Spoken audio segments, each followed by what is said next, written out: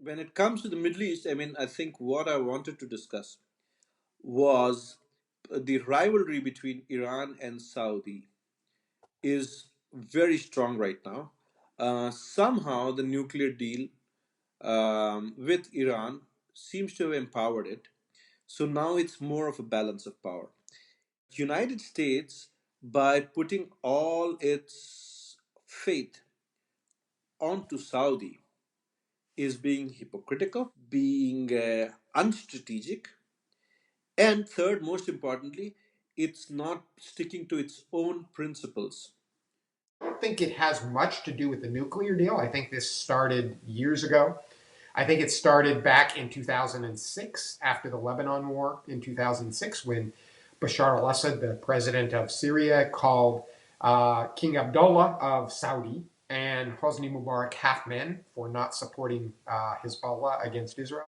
Arab-Israeli conflict has taken a back seat. Now, that may come as a surprise to many people who don't watch the Middle East, but it has. Yeah, You see cooperation between Jordan and Israel. You see cooperation between Egypt and Israel, between and Israel and Saudi. between Israel and Saudi. Exactly. So what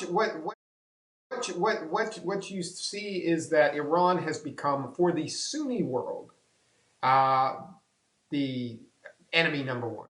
Here's a split within the Middle East, and it tends to be those who are allied with Iran versus those who are allied with what in the United States, and it's in my opinion a complete misnomer, called the moderate Arab regimes, which I think does fit Egypt, I think does fit Jordan, but I don't think fits Saudi.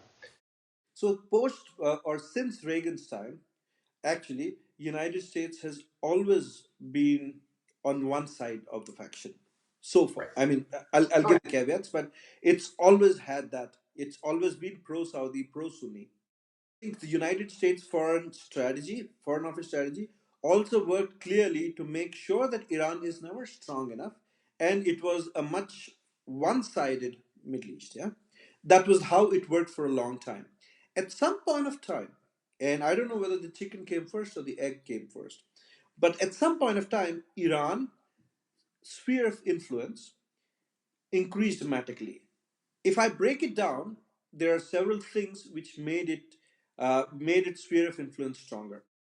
A is United States intervention into Iraq and topple of Saddam Hussein, which made Iraq a more democratic power and therefore gave a stronger and upper hand to the Shia. I think you're right to hit on 9/11 and the consequences, the developments from 9/11. Because if you think about 9/11, the United States went after two countries. One, I think, legitimately, Afghanistan, and one, illegitimately, Iraq, right? Which were the two enemies, the two biggest checks on Iran, right? That you had enemies, Iran had enemies on both sides of it. The Taliban Right? in Afghanistan and Saddam Hussein in Iraq.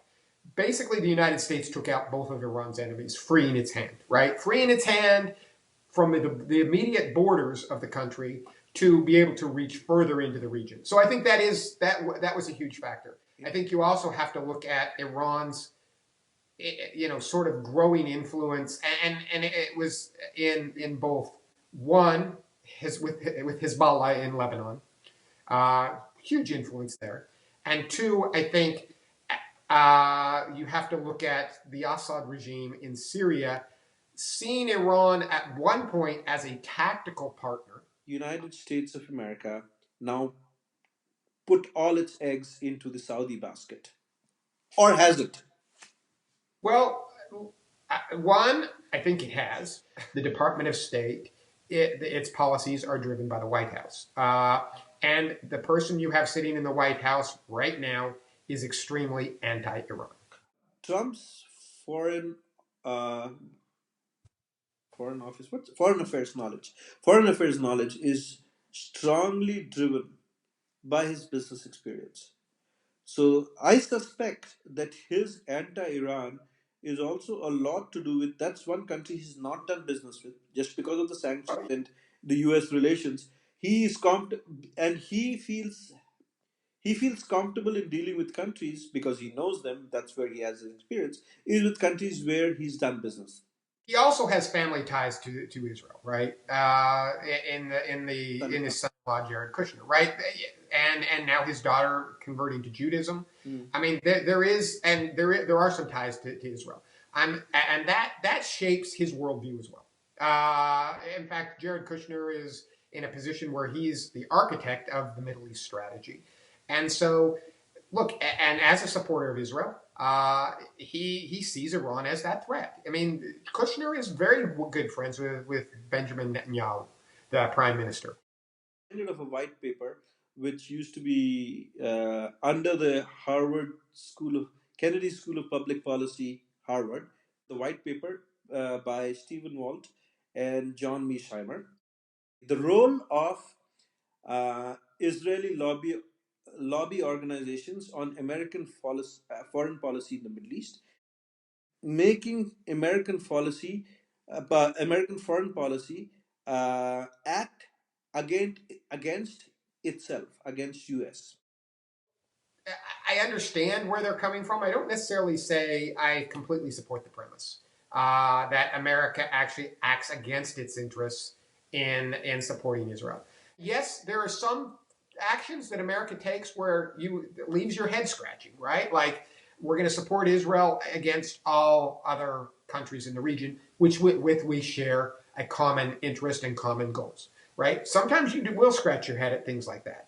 If you have Uh, two dominant powers in the Middle East, okay, two dominant polarities in the Middle East, and you pick against one side just because it is anti-Israel or just because Israel is anti-Iran, do you think that's not in the detriment of United States to have such a foreign policy? Look, Joshi, this is an easy decision if I'm sitting in Washington and I've got two poles and one's Israel and one's Iran.